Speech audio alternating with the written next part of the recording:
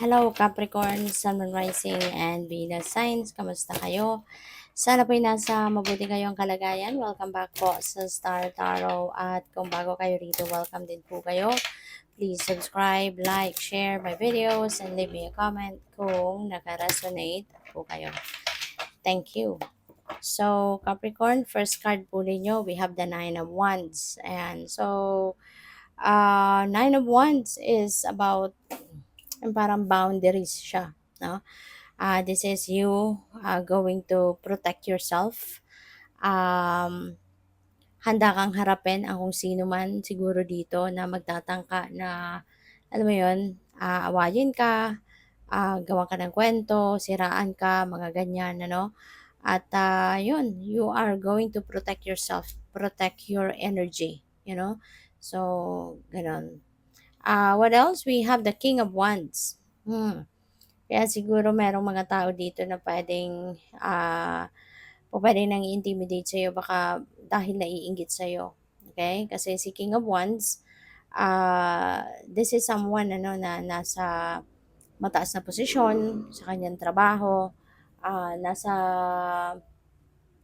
ano to si King of Wands um, nasa position wherein ano siya,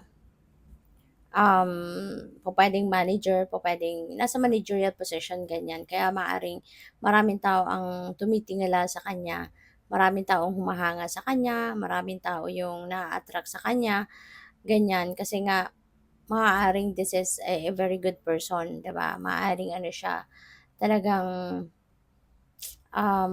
kahanga-hanga. Ayun. So, maaaring ganun kayo. Maaaring ganun ang sitwasyon ninyo sa ngayon.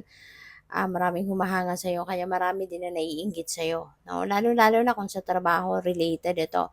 O pwedeng maraming humahanga sa'yo, maraming pumupuri sa'yo sa galing mo sa iyong trabaho. Pero may mga tao din na hindi ka na-appreciate, kaya pa pwedeng merong mga tao dito naninira sa'yo or sinisiraan ka sa ibang tao, ginagawan ka ng kwento, pwedeng ganun ang ganap. No? Kaya yun, mag-iingat ka na lang at just continue to do what you are doing. Just continue to do your job. Okay? At yun ang mahalaga. So, we have Eight of Wands. Ayan. So, si Eight of Wands, ang daming opportunity nito. Pwedeng merong opportunity dito to travel abroad, no? Capricorn, baka kayo ay babiyahe sa ibang bansa. Baka kayo ay magkakaroon ng opportunity para na magbiyahe regarding, pwedeng pasyal yan, pwede rin naman na hindi, pwedeng related sa trabaho, related sa career, ganyan, no? So, good luck sa'yo. There could be a lot of good news coming in. Depende yan sa inyong sitwasyon. This could be related to money, related to relationship, to family, to friends, no? Or pwedeng related sa business. So, mayroong magandang development, no, na matatanggap din kayo. And you need to be ready for anything, Capricorn, kasi pwede rin na merong opportunities na dadating sa inyo dito that might require you to react right away, no? To take action right away. Kaya dapat handa ka lagi, no? Physically, mentally, emotionally, fit and ready ka dapat. Okay? Para handa ka for anything. So, tignan natin ano pa ang ganap. And by the way, maraming salamat, no, for subscribing. And if you haven't subscribed yet, subscribe na kayo. And also, maraming salamat din for not skipping the ads. Malaking bagay po yan sa akin. And also, please click the join button sa baba ng video kung gusto po ninyo na mag-join kayo sa membership. Okay? Salamat po. So, we have bad health, Capricorn. Mag-iingat kayo because this could be a warning para sa'yo. Okay? This could be a warning para sa'yo na kung hindi ka mag-iingat, kung hindi mo aalagaan ang sarili mo, hindi ka din paminsan-minsan magpapahinga, maaaring makarating ka dito sa bad health energy. Kaya kailangan this could be an eye opener para sa iyo na kailangan mo nang baguhin ang routine mo, kailangan mo nang baguhin yung ways mo, no? At mas alagaan mo ngayon ang inyong sarili. mas, magbigay ka ng mas maraming oras 'no, sa sarili mo, sa pag-aalaga dito.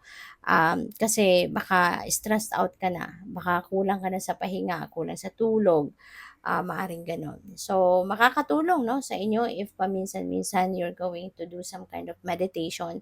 Kasi yung 'pag nagme-meditate tayo parang nare-renew yung sarili natin.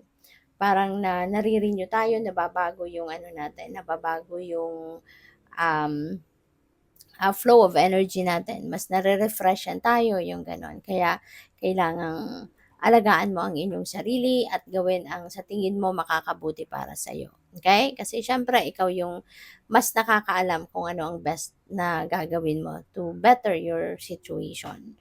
And, pupuwede rin 'no, na this is news, pupuwedeng meron kang mababalitaan 'no, pupuwedeng meron kang kamag-anak, meron kang kaibigan, ka-close mo, pinsan mo, tiyuhin mo, mga ganyan, na baka merong iniindang sakit 'no, puwedeng gano'n. So, we have distant horizon, ayan. So, pupuwedeng travel talaga 'to 'no, pupuwedeng kayo ay babiyahe sa ibang bansa. Maaaring ang iba sa inyo over water, magbabarko, magfe-ferry, mga ganyan, magku-cruise, puwedeng may mga gano'ng ganap 'no, ang iba sa inyo, Capricorn. Kaya have fun and enjoy. Pupuwede rin naman na yung pagbabiyaheng ito could be related to migration, pupuwedeng related to, work opportunity abroad, puwedeng gano'n ang ganap dito, kaya congrats. We have community, ayan. So, siguro napakabait mo talaga at napakagaling mong makisama talaga sa mga tao, kaya you are supported 'no, by the community of people around you. Kahit saan ka pumunta siguro merong mga taong,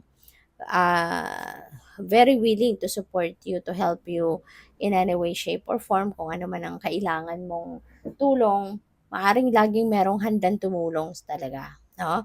Lagi kang supported na kung sino man, lalong-lalo na siguro sa trabaho, sa pamilya, ganyan. So, tingnan natin kung ano pa ang ganap.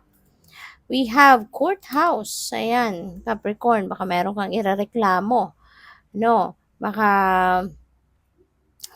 meron kang irereklamo, sa korte, baka meron kang ipapabarangay, ah, baka meron ka pupuwede rin ano na meron kayong pinapagawa, will, 'di ba, gano'n. Or pupuwedeng meron kang anong tawag dito, meron kang inaasikasong taxes, 'di ba, puwedeng gano'n din. So, may mga legal documents 'no, siguro kayo na aasikasuhin sa ngayon or inaasikaso, puwedeng gano'n din. Or pupuwedeng may complaints kayo 'no, maaaring meron kayong, sinasampang complaints, regarding someone or regarding something 'no. So, good luck. Thank you for watching. Love and light. Namaste.